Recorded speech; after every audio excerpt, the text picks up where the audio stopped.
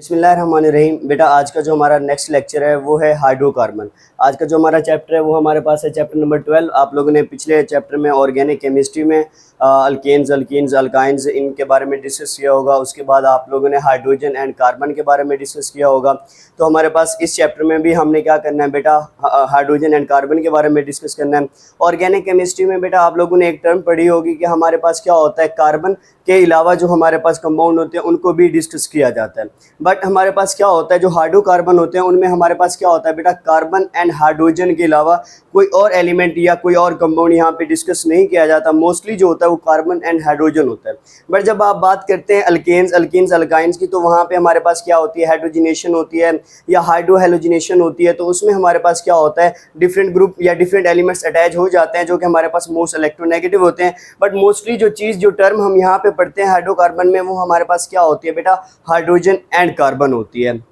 Next अगर हम बात करें तो हमारे पास क्या होते हैं, जो हाइड्रोकार्बन होते हैं वो simplest class of organic compound. तो ये हमारे पास क्या होती है, सिंपलेस्ट क्लास है। क्यों सिंपलेस्ट क्लास है, आप लोगों ने ऑर्गेनिक केमिस्ट्री में एक चीज़ डिस्कस की थी, या ऑर्गेनिक कंपाउंड में हम किस चीज़ को डिस्कस करते हैं, कार्बन एंड हाइड्रोजन को डिस्कस करते हैं और उसके डेरिवेटिव्स को डिस्कस करते हैं। मीन्स के कार्बन और हाइड्रोजन से जो हमारे पास कंपाउंड बनाए जाते हैं उनको हम क्या करते होते हैं, डिस्कस करते होते हैं। जैसा बेटा आप लोगों ने डिस्कस किया होगा कि हमारे पास क्या होता है बेटा, CH4 होता है, प्लस आप लोगों के पास क्या होता है, Cl2 होता है। रिजल्ट में हमारे पास क्या बन जाता है बेटा, CH3Cl प्लस आप लोगों के पास क्या बन जाता है, HCl बन जाता है। अब देखिए आप लोगों के पास मिथाइल क्लोराइड है प्लस हाइड्रोक्लोरिक एसिड है। अब यहाँ पे देख सकते हैं ये हमारे पास कार्बन एंड हाइड्रोजन थी, कार्बन एंड हाइड्रोजन से ही हमारे पास क्या बना, मिथाइल क्लोराइड बना, प्लस आप लोगों के पास क्या बना, HCl बना। तो इस चीज़ को हम क्या नाम दे रहे हैं कि हमारे पास ये क्या है, ऑर्गेनिक कंपाउंड के डेरिवेटिव्स हैं। ऑर्गेनिक कंपाउंड से ही ये चीज़ हमारे पास ड्राइव की गई है, दैट्स वाई हम इसको ऑर्गेनिक कंपाउंड्स के डेरिवेटिव्स का नाम देंगे।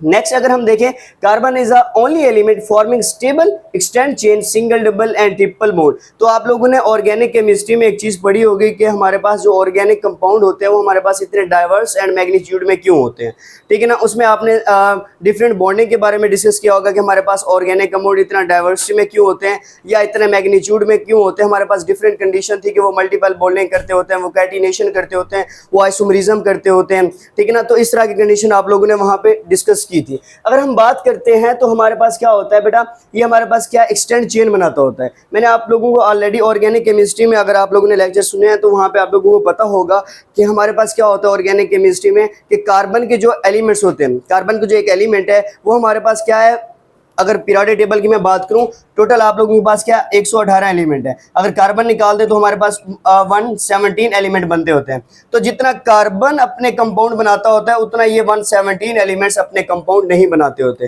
दैट्स वाई जो कार्बन जो ऑर्गेनिक कंपाउंड होते हैं वो हमारे पास क्या होता है बेटा, इतनी डाइवर्सिटी और इतने मैग्नीट्यूड में पाए जाते हैं।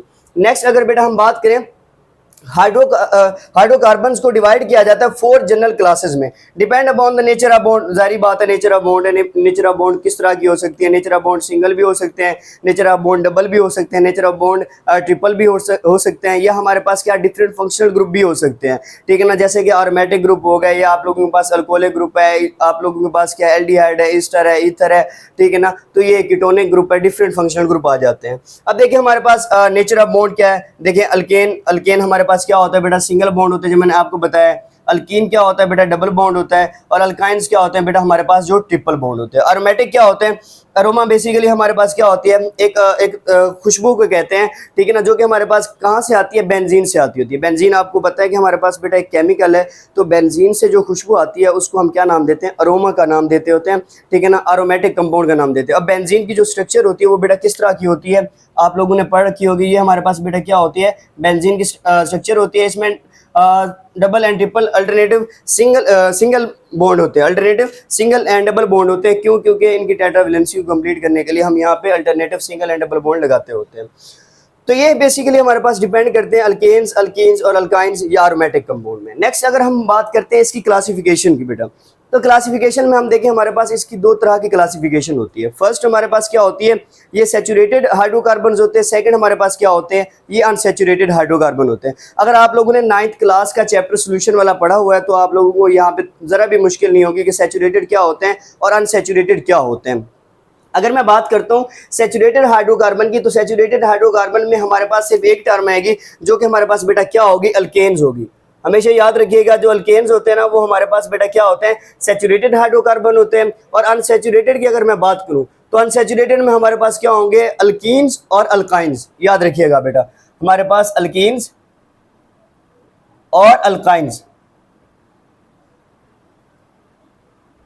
ये हमारे पास बेटा क्या होते हैं, अनसैचुरेटेड में होते हैं। अब ये अनसैचुरेटेड में क्यों होते हैं और ये सैचुरेटेड में क्यों होते हैं? बेटा जो अल्केन होता है ना, इसमें हमारे पास क्या होता है, सिंगल सिग्मा कोवलेंट बॉन्ड होता है।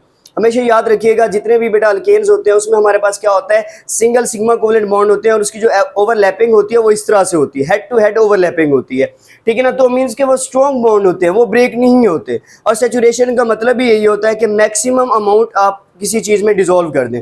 कोई भी आप लोगों के पास सल्यूट है, उसकी मैक्सिमम अमाउंट किसी भी सॉल्वेंट में जब आप ऐड करते हैं तो फर्दर आप उसमें एडिशन नहीं कर सकते होते। तो अल्केन का भी यही होता है बेटा।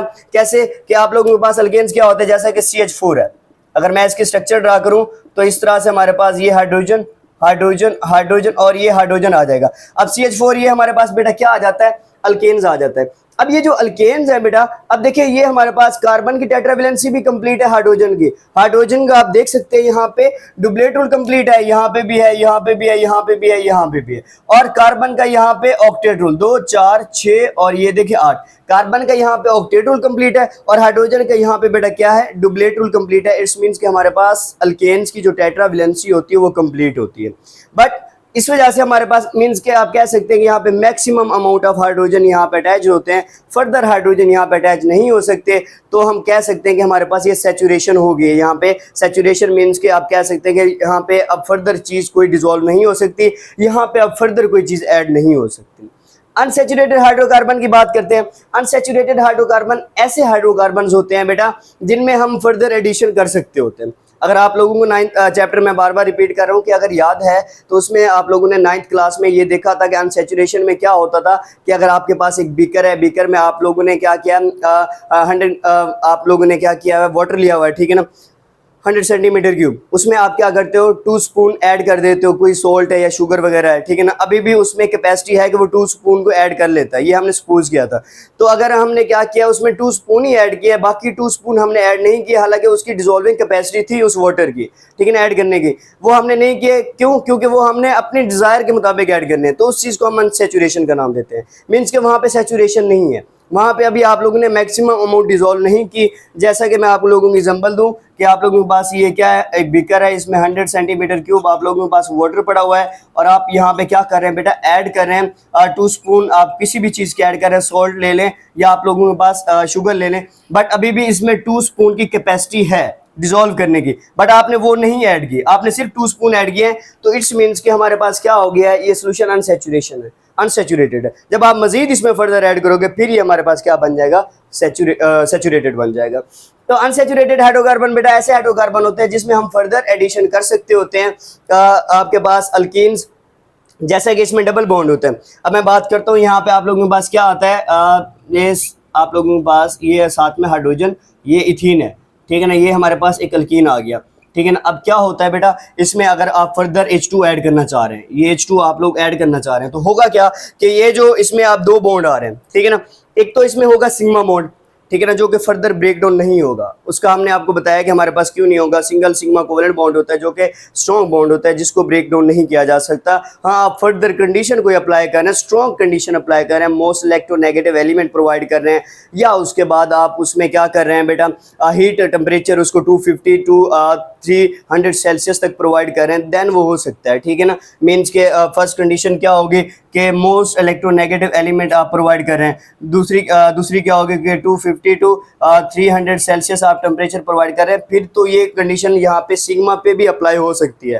ठीक है ना। लेकिन सिग्मा बॉन्ड क्या होता है, हम ये कह सकते हैं कि स्ट्रॉन्ग होता है, उसको ब्रेक करने के लिए हमें एफर्ट करनी पड़ती है। बट जो आप लोगों के पास पाई बॉन्ड होता है, पाई बॉन्ड आपके पास वीक होता है। अब यहाँ पे 2 बॉन्ड आ रहे हैं, आप देख सकते हैं, तो एक आप लोगों के पास क्या है, पाई बॉन्ड है, एक आप लोगों के पास सिग्मा बॉन्ड है। जो पाई बॉन्ड होगा वो ब्रेक डाउन हो जाता है, पाई बॉन्ड हमेशा ब्रेक डाउन हो जाता है। जैसे कि पाई बॉन्ड ब्रेक होगा, अब इसकी टेट्रावैलेंसी इन कार्बन की क्या हो जाएगी, बिगड़ जाएगी, ये टेट्रावैलेंसी इनकी इनकम्प्लीट हो जाएगी। तो हम देख लेते हैं आप लोगों के पास एक बॉन्ड ब्रेक हुआ, ये कार्बन आ गया बेटा, यहाँ पे अगेन एक कार्बन आ गया, ठीक है ना। अब देखिए यहाँ पे आप लोगों के पास कितने, ये भी आप लोगों के पास हाइड्रोजन, ये भी हाइड्रोजन आ गया यहाँ पे, और यहाँ पे भी हाइड्रोजन, और यहाँ पे भी हाइड्रोजन आ गया। अब आप देख सकते हैं यहाँ पे कार्बन का इलेक्ट्रॉन पूरे नहीं हो रहे, इस कार्बन के भी 6 पूरे हो रहे हैं, 2 4 6 पूरे हो, इस कार्बन के भी 6 पूरे हो रहे हैं, 2 4 6। तो इट्स मींस कि हमारे पास यहाँ पे टेट्रावैलेंसी इनकम्प्लीट है, कंप्लीट नहीं है। तो ये टेट्रावैलेंसी कंप्लीट किस तरह से होगी बेटा, जब हमारे पास क्या होगा,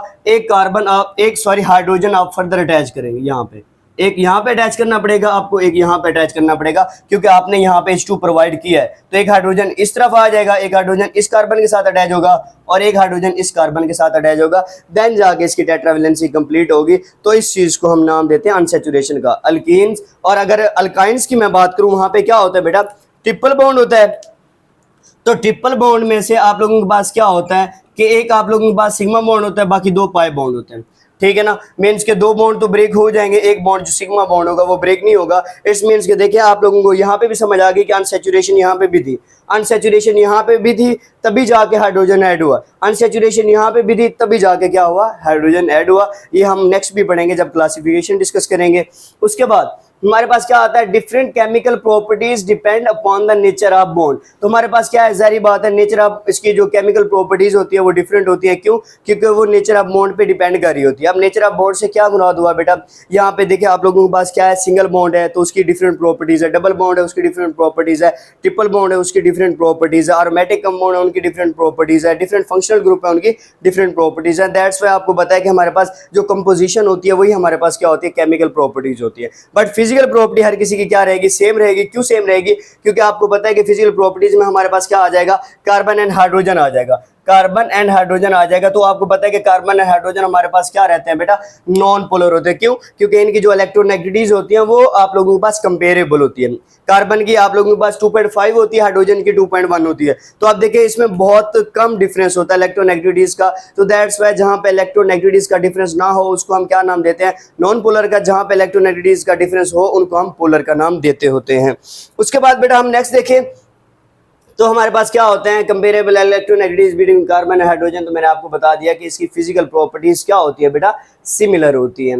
उसके बाद next they are non polar. तो जारी बात है ये हमारे पास इनसॉल्युबल होंगे वाटर में। वाटर क्या होता है, पोलर होता है, और ये कार्बन एंड हाइड्रोजन क्या होते हैं, ये नॉन पोलर होते हैं। तो आप लोगों ने ये चैप्टर नंबर 6 में पढ़ा होगा 9th क्लास में, सोल्यूशन वाले चैप्टर में, कि हमारे पास क्या होता है, लाइक डिजोल्व लाइक वाला प्रोसेस होता है। जो जैसा होता है वो उसमें डिजोल्व होता है। अगर पोलर है तो पोलर में डिजोल्व होगा, अगर नॉन पोलर है तो बेटा वो क्या होगा, नॉन पोलर में डिजोल्व होगा।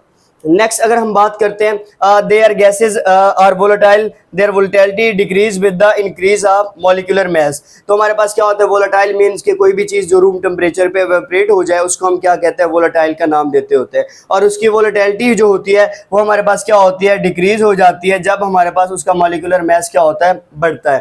ठीक है ना। क्यों मॉलिक्यूलर मास बढ़ता है, तो हमारे पास क्या होता है बेटा, उसको टेम्परेचर ज्यादा देना पड़ता है, टेम्परेचर ज्यादा रिक्वायर होता है वोलेटिलिटी के लिए, मींस के इवेपोरेट होने के लिए या रूम टेम्परेचर पे इवेपोरेशन या गैसेस फॉर्म में जाने के लिए उसको ज्यादा टेम्परेचर प्रोवाइड करना पड़ेगा अगर उसका मॉलिक्यूलर मास क्या आ रहा है, लार्जर आ रहा है।